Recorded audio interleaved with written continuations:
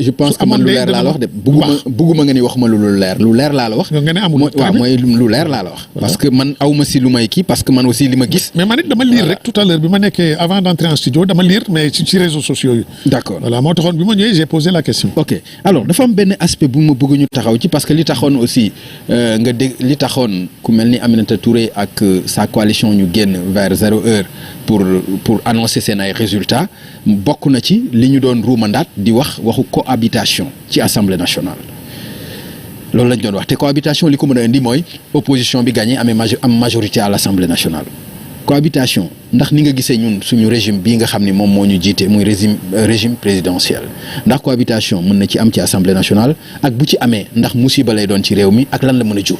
xam nga la cohabitation ça ne peut pas faire l'objet d'un pronostic parce que en matière de constitution munoo def ay pronostic parce que la constitution elle est limpide ou elle n'est pas limpide et je crois savoir qu'elle est limpide li mën a am ak li mënta am yëpp mu ngi ci donc su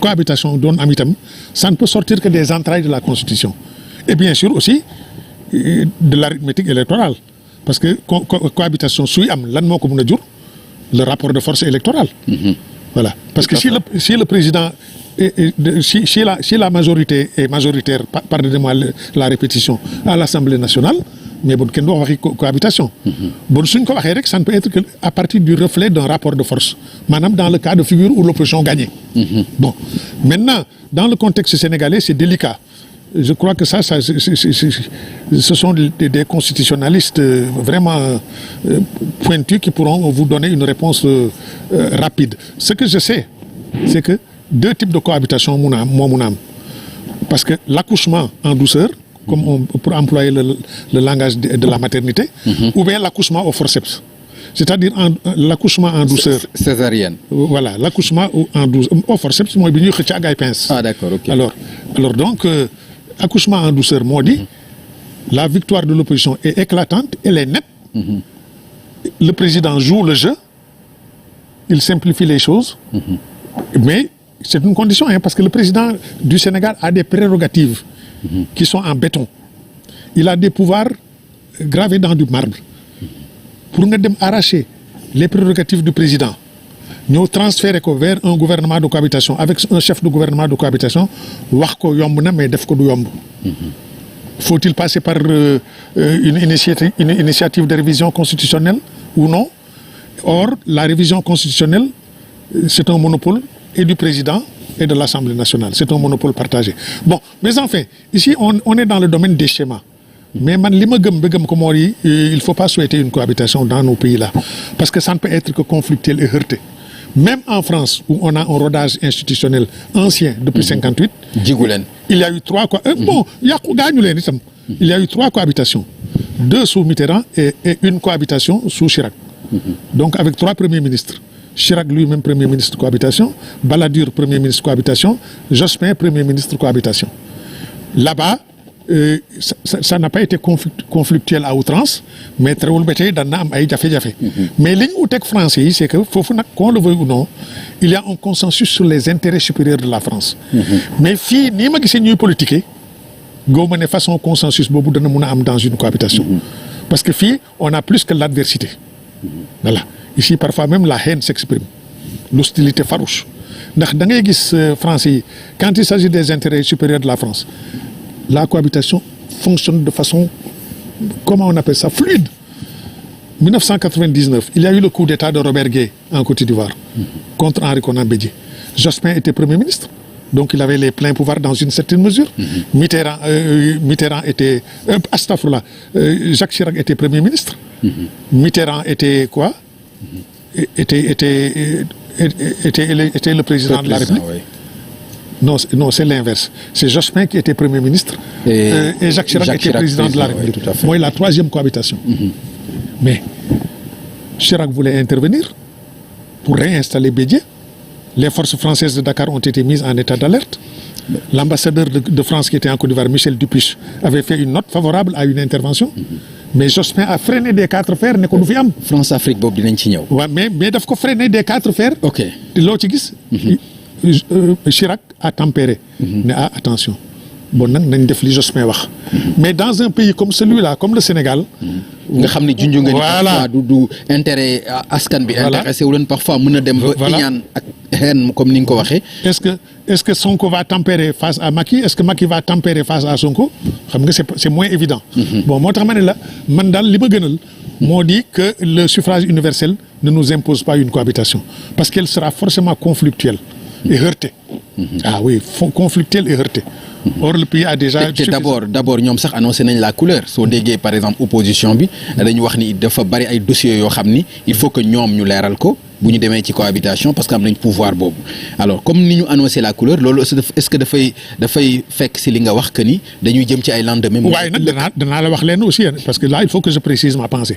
La cohabitation ne se décrète pas c'est un rapport de force électorale moo koy jur si le peuple le veut il y en aura. ah oui si le peuple le veut imaginez que l'opposition se retrouve avec 115 députés. ah oui boobaa moom pexe amul. avec un parlement qui n'obéit pas au président de la République qui lui est hostile. alors on sera dans une situation extrêmement heurtée extrêmement conflictuelle. Voilà dès que le président de la République perd le contrôle de l'Assemblée ça devient compliqué. D'accord.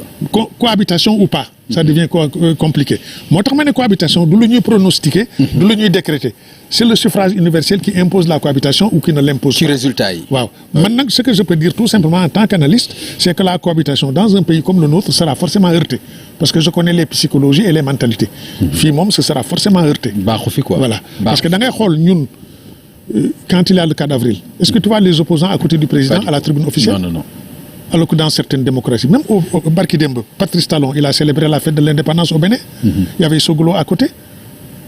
Il y avait Yaïbouni à côté. France, le 14 juillet, dans le jardin, quand il a le cocktail. Même les communistes, ils viennent à l'Élysée. Tu vois, même les anciens présidents. Mais fii gis nga ko man fii xol yi ni mu bindoo ni xol yi demee moo tax gis nga ko te pourtant ça c'est le minimum démocratique. C'est le minimum démocratique mais on n'est même pas capable d'accéder à ce minimum démocratique. ok voilà fii da ngay dégg même opposant bi di wax du ma toog ak président de la République. voilà wala du ma ko fréquenter wala du ma wax ak moom wala su ma woowee du ma ko wuyu. voilà di nga gis aussi mu nekk lu réciproque aussi. voilà c'est pourquoi je plaide pour une démocratie adulte. ok mais ñu ñëw tuuti ci loo xam ne si suñu ginnaaw la nekk mais bëgg naa si am sa xalaat. mooy élection législative yi niñ ci demee mooy. gis nañu ne bu dee Benno Bokk Yaakaar la gis nga ni seen ay titulaire ñoom ñoo ci dem bu dee Yewwi la gis nga ni seen ay suppléant ñoom ñoo ci dem ndax xeetu élection bu mel noonu am na loo si mën a tirer ci enseignement.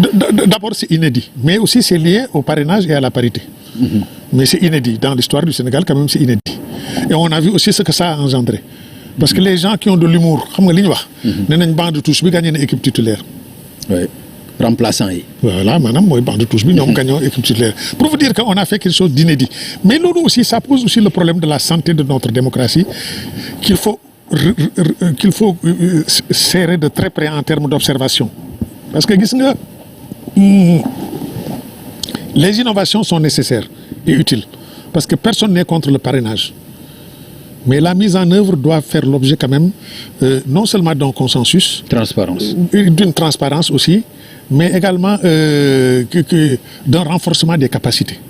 Parce que maa ngi fàttali ko monseigneur Benjamin Ndiaye. Quand il y a eu le pèlerinage marial de Popenguine, il a interpellé le ministre de l'Intérieur de façon courtoise. Nee na ko monsieur le ministre bon je résume sa pensée parce que je cite de mémoire. Je n'ai plus les termes en tête mais en résumé nee na ko mais monsieur le ministre de l'Intérieur moi je suis un profane. Je ne m'y connais pas. Mais est-ce que vous ne pensez pas qu'il doit y avoir des séances de renforcement des capacités afin que ces difficultés autour du parrainage de la parité soient mieux maîtrisées? Comme ça va nous éviter de mettre en marge, à l'écart et d'éliminer des citoyens quand même qui ont leur mot à dire dans la vie du pays. Pour vous dire que le parrainage n'est pas mauvais dans l'absolu, mais il est source de problèmes. ah mooy li ñu dund nii mooy loolu. mooy li ñu dund. te aussi. mais loolu dafay nekk mal nécessaire léegi nan lañ ko mën a defaree ba nga xam ni du nekk comme ni nga expliqué noonu. mu nekk benn mais attends bon xam nga un mal peut être un mal mais s'il devient un mal fatal nag.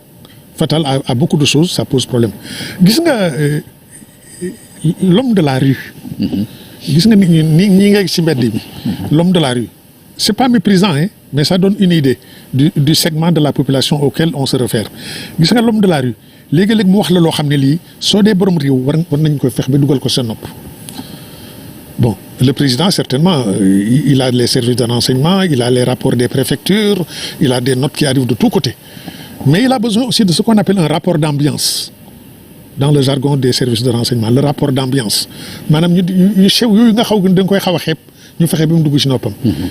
de la rue vous dit que Macky Sall, il a 3 armes fatales. Le parrainage, l'inéligibilité et l'invalidité. Et avec ces 3 armes-là, il peut rester 50 ans au pouvoir.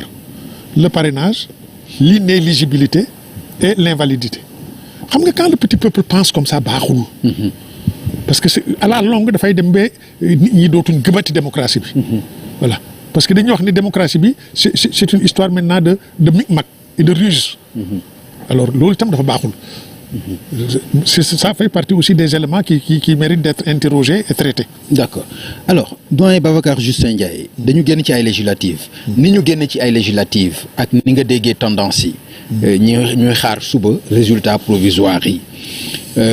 Ndax jàpp nga ni ay résultats la yoo xam ni tey bu président amoon yéene def 3e candidature, est-ce que ak résultat yi dina yomb pour yow? Bon, écoutez, il ne faut pas qu'on fasse un peu de l'amalgame aussi. Man li ma gëm moo di gis nga le 3e mandat là man waxtu wuñ koy wax sax damay am ab pincement au cœur. Xam nga li ko waral